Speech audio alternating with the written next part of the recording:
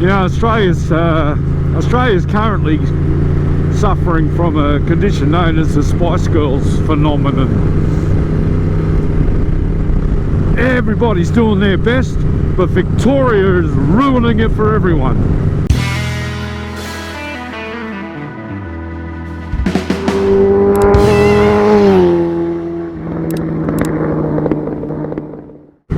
G'day everybody and welcome back. Yes, COVID. Ooh. It's been over 70 days now, 70 something days, and Tasmania is zero cases of COVID-19. Zero community transmission, zero people in hospital. We are COVID free as far as we know. Most of the other states have been doing a pretty good job of it, but Victoria kind of dropped the ball, and it's back out of the bag, and they're in stage 3 lockdowns now, and they're potentially heading into stage 4. Oh, the monster? Yeah, that's my mate Adrian's. I just did a clutch job on his clutch. Link in the corner. But anyway, back to it. There's a channel that most of you will know that I follow called $1 Million Bogan, and that's Danny. He's never made it a secret what his name is, what he does for a living, and he does these incredible motorcycle adventures and puts a lot of effort, a ton of effort into the filmmaking side of it. He's really getting very good at that.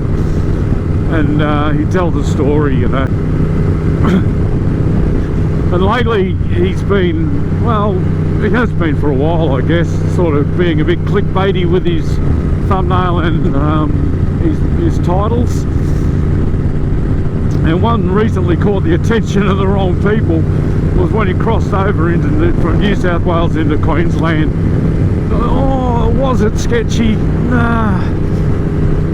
The poor bugger got picked up by a Current Affair. Now, if you're not from Australia, Current Affair is an absolute sham.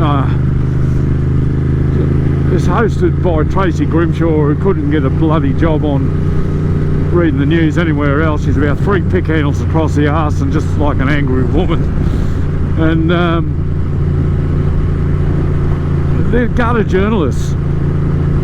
Now, they picked up and made a story out of the fact because they're shutting down all the borders between the states at the moment, and they got a hard border at Queensland from New South Wales. Now, Danny, they picked him up and had a go at him a week ago, and it was over 3 weeks from when he'd actually crossed the border, and that was before all of the really hard line approach had come into play. So they played on that. Of course, timing.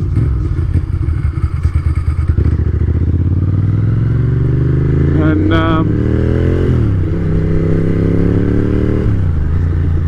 they also gave him no choice. Like, they said, we're coming to do a story on you. And he said, I don't want to do a story. And they said, well, you don't have a choice.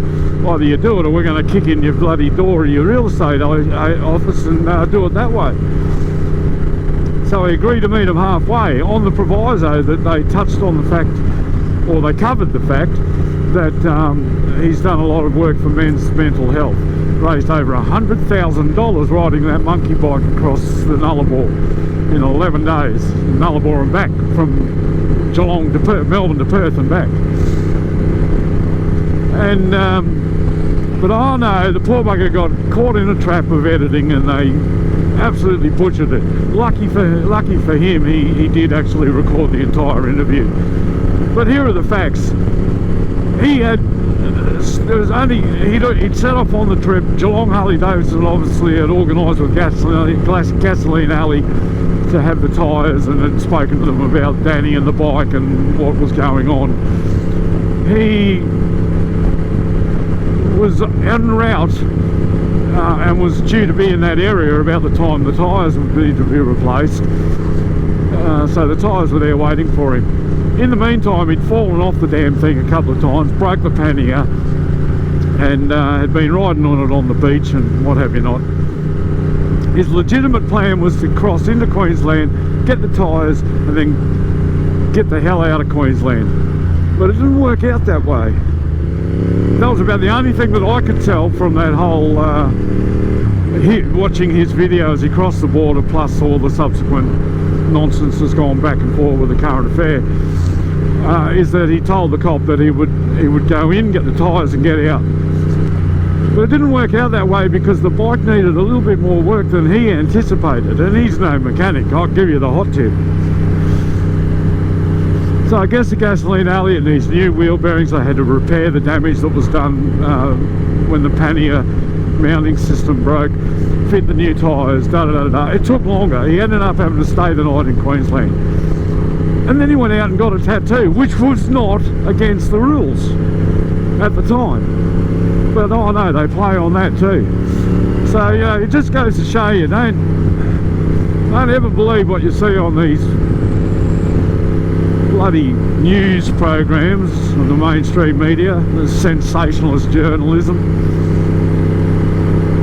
But anyway, Danny, you've got my support. I'm behind you 110%. Current affair can eat a dick, and we all get on with it. The haters, oh man, the haters. You go on the current affair Facebook page or website and find the story and look at the comments, and absolutely deplorable. You know, Daddy's a bit loose, there's no two ways about it. He's a bit loose, and he draws a bit of heat from, you know, those guys that probably should be collecting teaspoons so they've got something to polish rather than motorcycles. Oh, my motorcycle never leaves the carpet, only to, you know, it's a bloody motorcycle. It's meant to be ridden. I get it that people spend, you know, half a life saving up to buy the bike of their dreams, but anyway, I think I've said enough. Danny, we're behind you 110%. Keep doing what you're doing, brother. You're helping so many guys with mental health issues, even if it's just a little bit of mild depression, all the way through to people with suicidal tendencies. You're helping, man. You're making a difference. Keep doing it. We'll keep watching.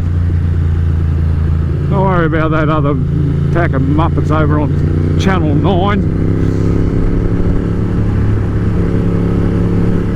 As for me, don't forget to like, subscribe and comment, and I will catch you next time on Andy's Motorcycle Obsessions. Bye for now.